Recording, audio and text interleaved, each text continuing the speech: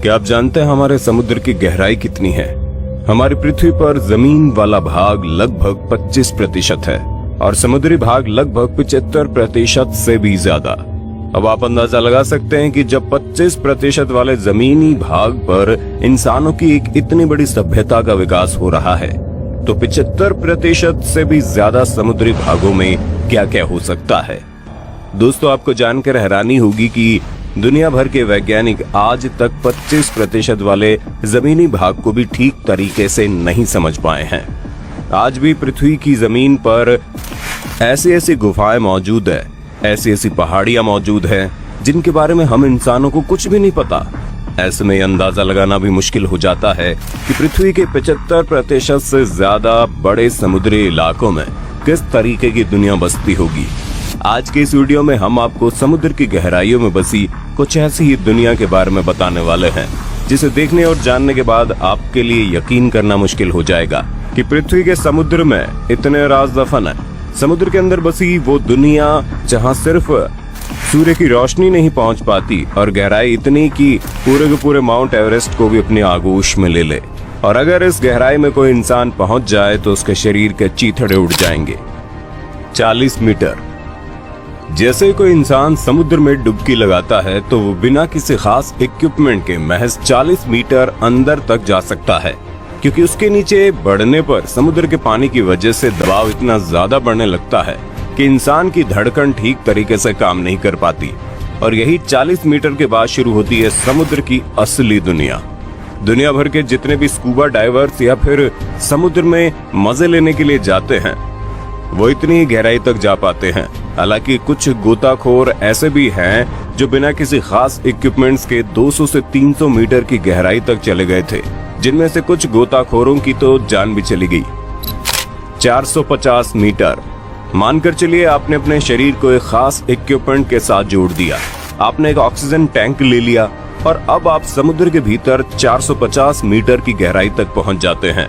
तो दोस्तों, आपको बता दें, समुद्र के भीतर ये वही गहराई है जहां न्यूयॉर्क का एम्पायर स्टेट बिल्डिंग पूरी तरह से डूब सकता है। जैसे ही हम थोड़ा सा और आगे बढ़ते हैं, यानी कि करीब 500 मीटर की गहराई तक, तो आपको जानकर हैरानी होगी कि इतनी गहराई ही किसी ब्लू व्हेल के गोता लगाने की अधिकतम गहराई होती है।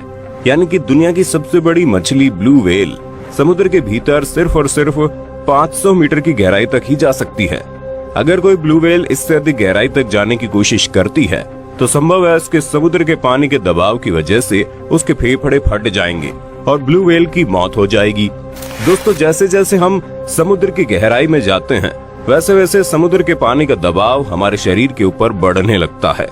आपको जानकर हैरानी होगी कि समुद्र के भीतर 500 मीटर की गहराई तक पहुंचने के बाद आपके फेफड़ों के ऊपर उतना ही दबाव पड़ रहा होता है जितना अगर आपके ऊपर एक कार चढ़ा दी जाए तब लगेगा। 535 मीटर। थोड़ा और नीचे जाने पर, यानी करीब 535 मीटर की गहराई तक जाने पर हमें पता लगता है कि ये वही गहराई है जहां तक समुद्री पेंगुइन गोता लगा सकती है। यानी कि समुद्र में पाई जाने वाली पेंगुइन 535 मीटर से ज्यादा नीचे गोता नहीं लगा सकती। लेकिन इससे नीचे की जो गहराई होती है, वहां जाना किसी डायनामाइट के ढेर पर खड़े होने के बराबर होता है। 700 मीटर। जैसे कि हम कुछ मीटर और नीचे जाते हैं, यानी कि करीब 700 मीटर की गहराई तक, यहाँ पर हमारा सामना दुनिया के सबसे खतरनाक पनडुब्बियों से होता है। दुनिया के कई ऐसे देश हैं जो अपने पनडुब्बियों को गुप्त तरीके से समुद्र के भीतर किसी गहराई तक ले जाकर तैनात किए रहते हैं, और गलती से भी अगर हमारा सामना इन पनडुब्बियों से हो जाता है तो हमें उससे कोई खतरा महसूस होता है तो हमें पल भर में नष्ट कर दिया जाएगा। यही वजह है कि जो समुद्र के भीतर 700 मीटर की गहराई तक जाने के लिए हमें परमिशन लेने की जरूरत पड़ती है, क्योंकि इतनी गहराई में दुनिया के विकसित और पावरफुल देशों ने अपनी आधुनिक न्यूक्लियर सबमरीन जगह जगह पर तैनात कर रखी है। 830 मीटर।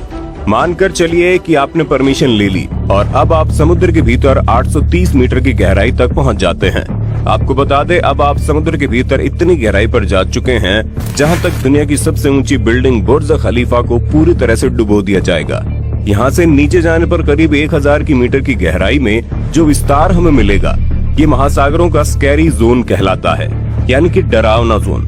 दरअसल 1000 मीटर की गहराई के बाद समुद्री इलाकों को डरावना जोन इसलिए कहते हैं क्योंकि यहाँ तक सूर्य की किरणें पहुँचनी बंद हो जाती है। यानी अगर आप दिन के उजाले में समुद्र में 1000 मीटर की गहराई तक जाते हैं तो वहाँ पर आपको सब कुछ अंधेरा ही अंधेरा दिखाई देगा। समुद्र के इस गहराई में जो जीव जंतु पाए जाते हैं उनकी एक अलग ही दुनिया होती है। आपको जानकर हैरानी होगी कि समुद्र में इतनी गहराई तक पहुंचने के बाद आपके फेफड़े पर जो दबाव पड़ता है वो उतना ही होता है जितना कि आपके ऊपर एक भारी भरकम ट्रक गुजरने के बाद अनुभव होगा। और इस लेवल पर बिना किसी खास इक्विपमेंट के अगर कोई इंसान जाने की कोशिश करता है तो जाने से पहले उसकी मौत हो जाएगी। 1200 मीटर, थोड़ा और नीचे जाने पर यानी करीब 1200 मीटर की गहराई तक पहुंचने के बाद हम समुद्र के अंदर उस जगह तक पहुंच जाते हैं जहां तक समुद्री कछुओं का डीपेस्ट एरिया माना जाता है। यानी समुद्र में जितने भी कछुए पाए जाते हैं वो समुद्र के अंदर 1200 मीटर की गहराई के नीचे नहीं जा सकते। और गहराई में करीब 2000 मीटर नीचे जाने पर हमें यहाँ बहुत ही अद्भुत, खतरनाक और रोचक जीवों की अलग दुनिया दिखती है। लेकिन आपको जानने की जरूरत है कि इतनी गहराई तक जाने के बाद आप अंदर की चीजों को तभी देख सकते हैं जब आपके पास एक हाई क्वालिटी का टॉर्च मौजूद हो, क्योंकि जैसे हम 1000 मीटर की गहराई को पार करते हैं उसके बाद समुद्र के भीतर सिर्फ और सिर्फ अंधेरा ही होता है। वहां तक सूर्य की रोशनी नहीं पहुंच पाती। लेकिन यहाँ पर पाई जाने वाली एंगलर फिश समुद्र की गहराइयों में पाई जाने वाली एक ऐसी मछली है जिसे कुदरत ने पहले से एक टॉर्च दे रखा है। दरअसल इस मछली के मुंह के सामने बल्ब जैसी एक आकृति निकली हुई है और गहराई में करीब 2200 मीटर के लेवल पर आपको स्पर्म व्हेल दिखाई देगी। और भीतर करीब 4000 मीटर की गहराई तक पहुंचने के बाद जो जगह आती है उसे डीपेस्ट जोन कहते हैं। और यहाँ पर वाटर प्रेशर आपके ऊपर किसी रेलवे इंजन के गुजरने के बराबर होगा। और ज्यादा नीचे 4200 मीटर का डीप लेवल दुनिया के लगभग आम महासागर का एवरेज डीप लेवल है। लेकिन दुनिया के कई महासागर इससे भी ज्यादा गहरे हैं। 6000 मीटर, समुद्र तल से 6000 मीटर की गहराई वाले विस्तार को हैडल्स जोन कहते हैं। और यहाँ का वाटर प्रेशर एक इंसान पर जंबो जेट विमान रखने के बराबर होता है। यहाँ से अगर और नीचे जाएं तो 8848 मीटर की गहराई समुद्र तल से ऊपर जमीन के ऊपर माउंट एवरेस्ट की चोटी के बराबर है। जाने की इस जगह पर अगर माउंट एवरेस्ट को लाकर रख दिया जाए तो पूरा माउंट एवरेस्ट डूब जाएगा। और नीचे 10,916 मीटर की गहराई तक का विस्तार ये विस्तार है। इंसान सबसे पहले इतनी गहराई तक पहुंचा था, ये घटना साल 1960 की है, जब दो वैज्ञानिकों ने दुनिया के सबसे एडवांस सबमरीन को लेकर समुद्र की गहराई तक जाने की यात्रा शुरू की थी। लगभग 5 घंटा 30 मिनट के सफर के बाद वे लोग समुद्र के भीतर 10 मीटर की गहराई तक पहुंच गए। वहां पहुंचने के बाद उनके सबमरीन के ऊपर इतना अधिक प्रेशर लग रहा था कि ढांचा टूटने लगा था, जिसकी वजह से महज 15 मिनट बाद ही उन लोगों को वापस आना पड़ा। 10,994 मीटर। थोड़ा और गहराई में जाने के करीब 11,000 मीटर की गहराई तक पहुंचने के बाद हम समुद्र के भीतर उस गहराई तक पहुंच जाते हैं जितनी ऊंचाई पर कोई हवाई जहाज उड़ान भरता है। 10,994 मीटर की गहराई आज तक की हम इंसानों के द्वारा नापी गई समुद्र की सबसे गहरी जगह है। इस गहराई को वेस्ट पैसिफिक महासागर में नापा गया है और इस जगह को मारियाना ट्रेंच कहते हैं। वैसे पैसिफिक महासागर के अंदर खोजा गया ये पॉइंट आज तक का खोजा गया सबसे गहरा लेवल है, पर दुनिया भर के वैज्ञानिकों का कहना है कि समुद्र में और भी ऐसी जगह हो सकती है जहां पर समुद्र की गहराई 11,000 मीटर से ज्यादा होगी, क्योंकि अभी तक हम इंसानों को समुद्र के बारे में जितना पता है वो पूरे समुद्र का महज 5% हिस्सा है। ऐसे में समुद्र के बाकी 95% भाग में हमें ऐसी ऐसी चीजें मिल सकती हैं जिसके बारे में हमने कभी सोचा भी नहीं होगा। हो सकता है समुद्र के बाकी के 95% भाग में कुछ अलग ही प्रजाति के जीव जंतु रहते होंगे, जहां एक अलग ही दुनिया बसती होगी जिसके बारे में हम आम इंसानों को कुछ भी नहीं पता। लेकिन हम इंसानों के द्वारा ये खोज लगातार जारी है। हम समुद्र की गहराइयों में, आसमान की ऊंचाई में, यहाँ तक कि अपने सौर मंडल के बाकी ग्रहों पर भी जीवन की तलाश कर रहे हैं।